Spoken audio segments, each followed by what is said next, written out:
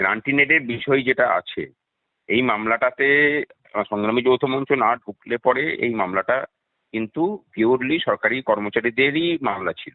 আমরা যখন মামলাতে ঢুকেছিলাম, আমাদের যে পিটিশন কপি তার মধ্যে আমরা লিখেছিলাম যে আমরা গ্রান্টিনেড সহ সমস্ত ধরনের স্থায়ী অস্থায়ী কর্মচারীদেরকে আমরা রিপ্রেজেন্ট করছি এবং আমরা সব থেকে বড় সংগঠন, এটা বলে পরে আমরা ঢুকেছিলাম এবং সেইটাকে স্বীকৃতি দিয়ে রায়ের মধ্যে লেখা হয়েছিল। এটা কিন্তু খুব সিগনিফিকেন্ট একটা, যে কোনো রায়ে এক একটা শব্দের এক একটা মাহাত্ম্য থাকে এবং এইরকম ধরনের হাইপার টেকনিক্যাল মামলার ক্ষেত্রে তো এগুলো খুব গুরুত্বপূর্ণ।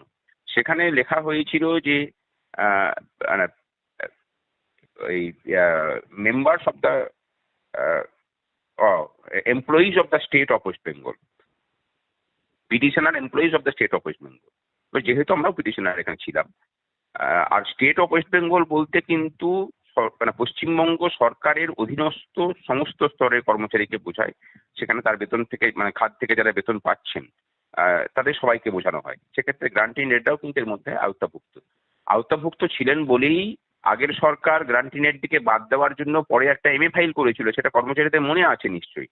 এবার আমরা যখন 1 তারিখে বৈঠকে বসেছিলাম তখন সরকারের পক্ষ থেকে যেটা জানানো হয়েছিল যে আমরা প্রথমে কর্মচারীদেরটাকে ক্লিয়ার করে দিচ্ছি যারা সরাসরি কর্মচারী, তারপর আমরা বর্তমান ডিএটার একটা অংশ ক্লিয়ার করি, তারপরে আমরা গ্রান্টিনেডটাকে দেখব।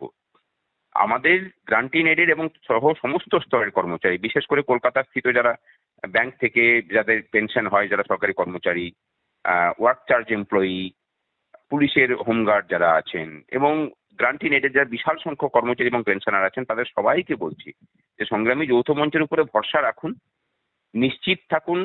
সেটাকে আমরা যত দ্রুত সম্ভব এই বিষয়টাকে সমস্যার সমাধানের চেষ্টা করছি এবং সরকারের সাথে নিয়মিতভাবে আলোচনায় আছি।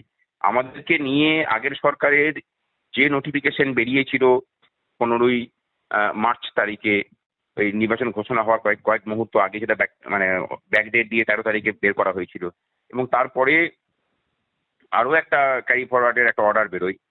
সুতরাং সমস্ত অর্ডারগুলোই এখন কিন্তু ইনঅ্যাকশন আছে এবং আমরা যখন বৈঠক হয় সেই বৈঠকে কিন্তু এই দুটো অর্ডারকে আমরা মাননীয় মুখ্যমন্ত্রীর হাতে আমরা দিয়ে এসেছিলাম।